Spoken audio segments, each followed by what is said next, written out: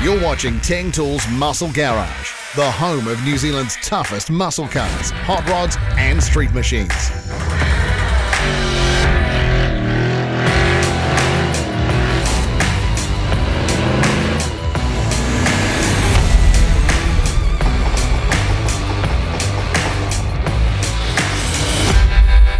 Muscle Garage is proudly brought to you by Teng Tools in association with Mount Shop, Maguire's and Niedercar.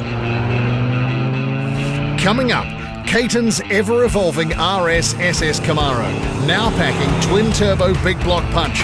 We check out the new kids on the block unveiled at the Teng Tools Grand National Rod and Custom Show, and bubble tops and metal flake, 60s show car throwbacks at Franklin's Speed Shop.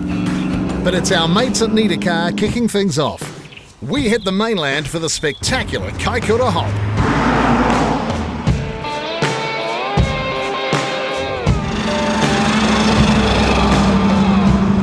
Kaikoura is just a really laid-back, good event, mate. It just seems to flow, and the people, everyone's so happy around here, you know. And I know, look at the surroundings. The place is awesome, mate. Kaikoura is a wide variety of cars. It's not just the Americans or the Australian classic V8s.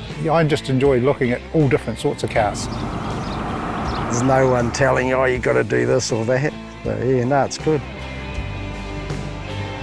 Welcome to Kaikoura Hop, year 8. It's our 8th year for us. So we're a car enthusiast show here. So we're enthusiastic about cars, all types of cars. And rock and roll and the nostalgia type music. It's awesome. Of course, we turn on bright sunny days here for everybody to come and have a look at these fantastic and marvellous machineries from all over the country. Yeah, we're 2 years into recovery from the earthquake, so it's a very important thing for the community of Kaikoura, and yeah, we're probably another 2 years away from getting back to full potential, but in the meantime, pretty damn impressed with what we've got, and hopefully we'll keep building on this each year.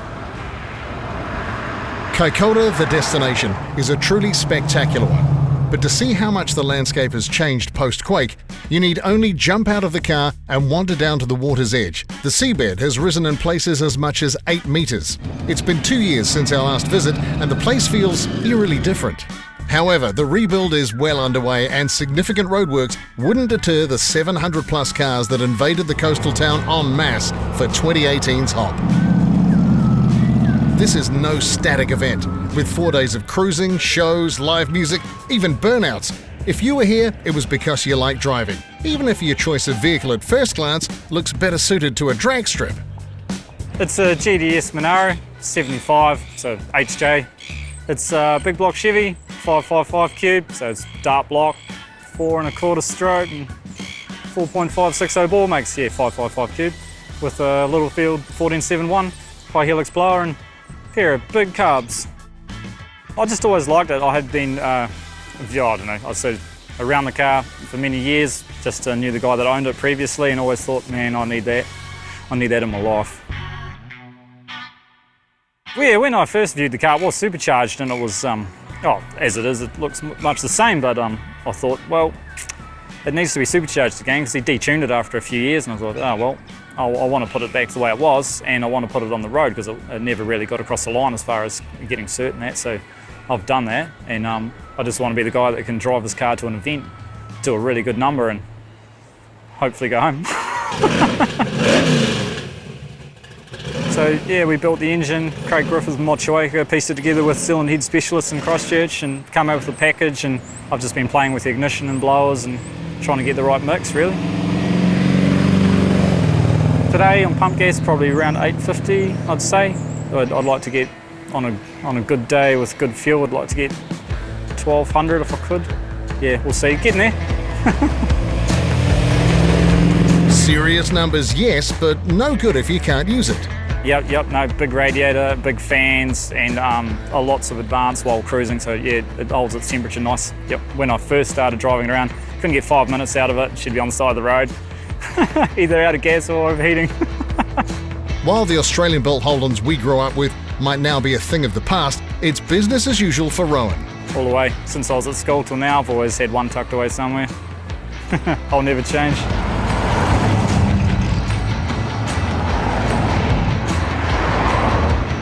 From Aussie cars to something closer to home now.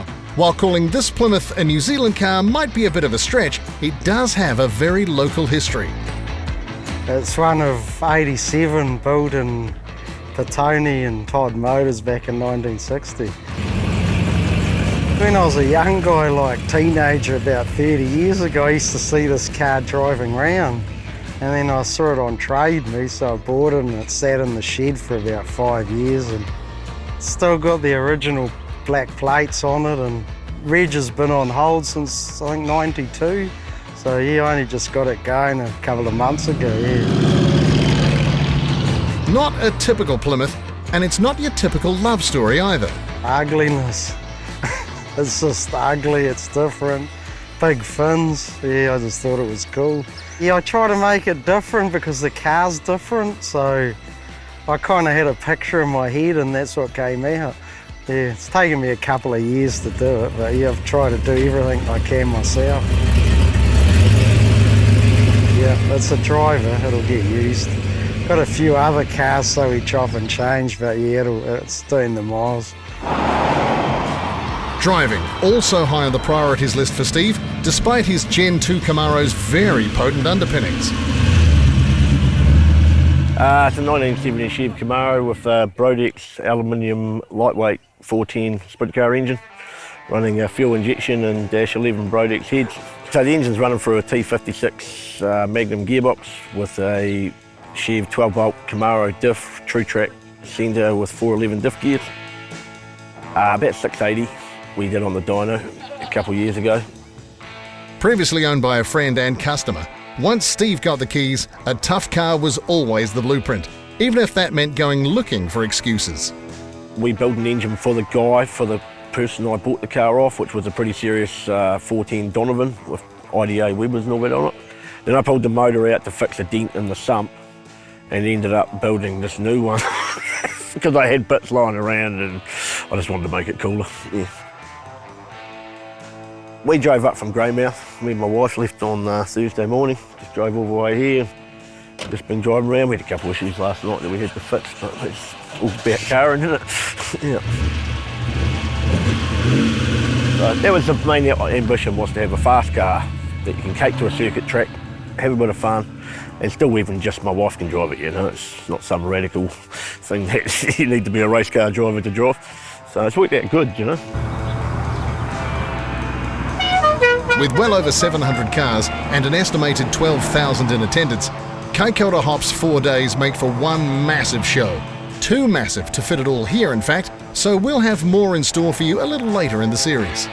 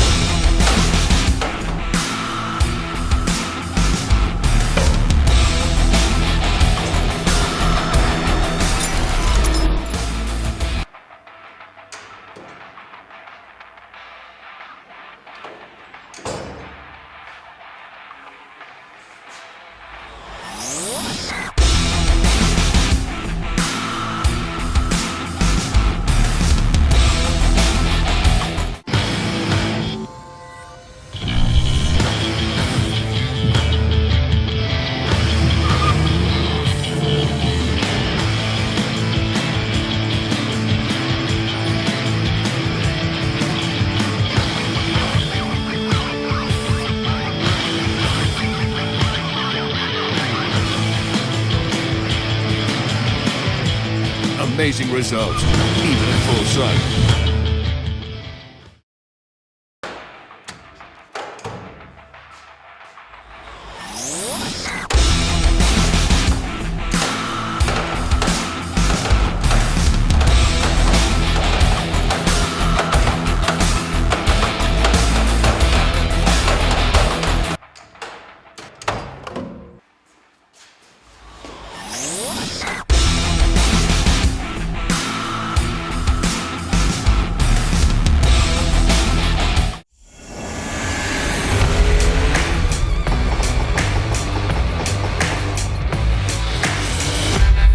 You're back with Teng Tools Muscle Garage, proudly brought to you by Teng Tools, in association with Mount Shop, Maguire's and need a car.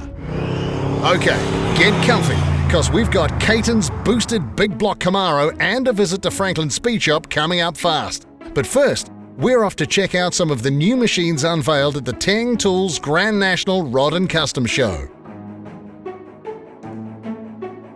CRC Speed Show is an annual auto event held during winter at Auckland's ASB Showgrounds.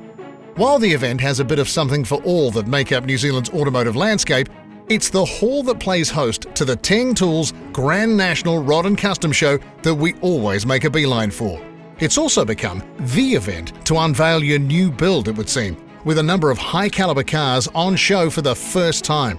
And we'll be checking them out right here over the next few weeks. Let's have a look at that car! The name Matamata Panelworks is one you would have heard a few times on this TV show, but you can hardly blame us when Malcolm and his team consistently produce cars like this one. Igor's 65 Mustang, dubbed Venom. This isn't Matamata Panelworks' first all-steel Eleanor-inspired coupe, but it might just be the most wild. That's no bolt-on kit you're looking at. The car sports world-class custom sheet metal work throughout. Motivation comes courtesy of a Roush 427, topped by a polished 8-stack injection setup controlled by fast XFI electronics. Like all good deadlines, this one had a bit of a thrash. The completely custom interior install finished on site mere hours before the covers came off the car. Right, feature car time. And this week, our mates at Maguire's send us to get up to speed with this twin-turbo 68 Camaro. A car that continues to evolve in Kayton's 23-year reign. 23 and counting. It was a childhood dream car, I guess, yeah. When I was about third form or fourth form at school, and I wanted one of those Camaros with the covered in headlights. They were just a good shape, and yeah, they were just a cool car back in the time.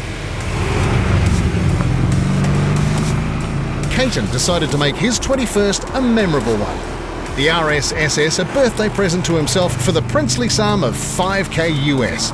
Sounds like the deal of the century, until you factor in that it was in fact last century, with the New Zealand dollar hovering around 40 cents US. I had an Impala, the 66 Impala, when I was 18, and I got to about 20, and the guy I was working for had a friend in America that had this car, and she turned out to be a Kiwi chick, and I bought it and got it shipped over.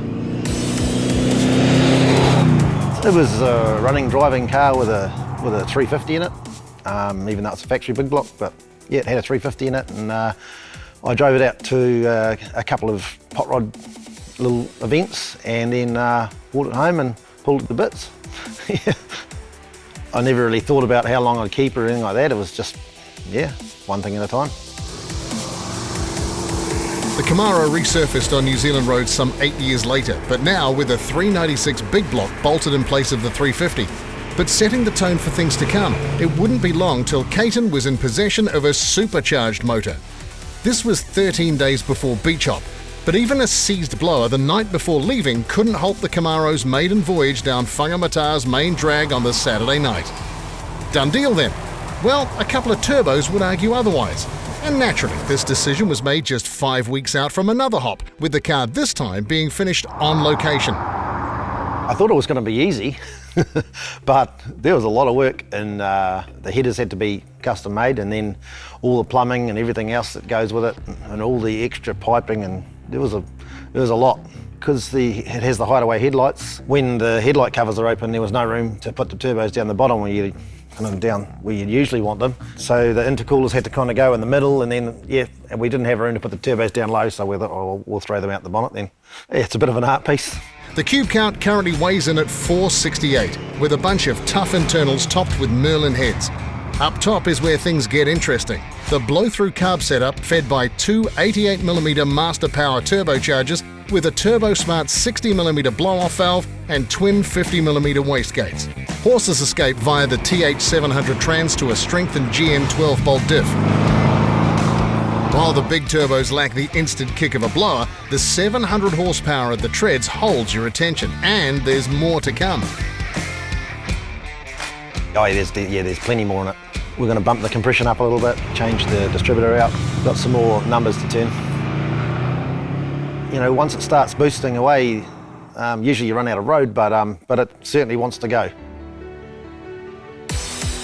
As the owner of Silverdale's Real Rides, it's safe to say the engine hasn't been Kayton's only stage for constant evolution.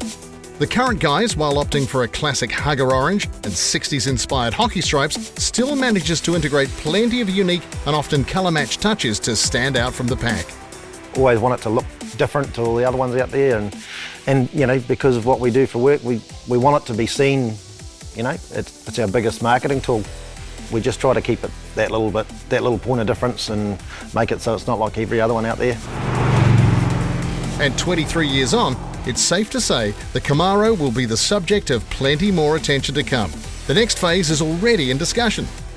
Something that I've loved from being a teenager all right the way through, and I can't see it slowing down anytime soon. You know, I want to do things better and make things faster, and just keep making cool stuff.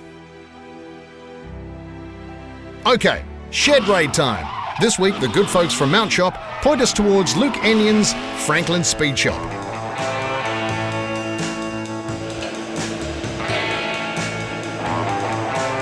Yeah, Franklin Speed Shop was started about a year ago, working at the moment on traditional hot rods, but we're slowly progressing into doing a lot of cert work on 55, mid-50s pickups and stuff, but we try and specialise in pre-60 vehicles. Just the simplicity of it, like that whole time, you know, the whole early stage of hot rodding was so simple and everything was cool, the music, the cars. It's just a real cool thing to try and re-emulate again. Simple in design, yes, but some half a century later, building a period-correct hot rod can be as easy or hard as you want to make it. Yeah, you can probably go over the top and try and stick to the traditional style a lot, you know, but these days they're like the modern day aftermarket brakes you can buy and stuff like that you can get off the shelf and stuff, you know. It has made things a lot easier. It just depends how in-depth you want to go, I guess, into that traditional style. But we try and work with them, you know, and if you can suggest them to put some old stuff on their car, it always works out pretty cool. And while wandering too far off the beaten track is risky business when building a 40s or 50s period-style hot rod, aiming for the next decade styling opens up a whole lot more creative license. It's that 60s era where drag racing and show were mixing together. I mean, you got some beautiful cars that were coming out that were in the showgrounds, but then they were also used on the strip. Anything went. There was no, this is how it was to get you from A to B. It was, people were actually going out of their way to build customs, you know, lead sleds and show hot rods and stuff. And yeah, like we're going to try and emulate that in 2 cars we're doing at the moment, and just try and bring that, the metal flake and all that stuff back, you know. Even though I told the missus I was never going to build another show car because I hate cleaning them, but it just seems to be that's the way it's going again. So yeah. And if anything goes, you might as well pull out all stops. A bubble strapped to a 351 Ford should do it. Oh, it also glows in the dark, naturally. We pretty much built a real cool T-bucket, and it was at the final stages. But it was just one of those things. I wanted a steel body. I wanted a roadster, you know, Model A all 32, but the price I couldn't afford it at the time. So we decided we'd build something. But I've always had in the back of my mind that traditional 60s show style, like Ed Roth and Barris and that, and just doing something different and you know, crazy. But it worked out, I think. So it's bits of a Ford Angular. We used the top guards off that, and the rest was pretty much 10mm bar that we bent up to get most of the shapes and then formed panel steel around it. If I was ever asked to build another one, I don't think I could, because for some reason that car just fell together really nicely, the way the guards all lined up and everything, and it just worked.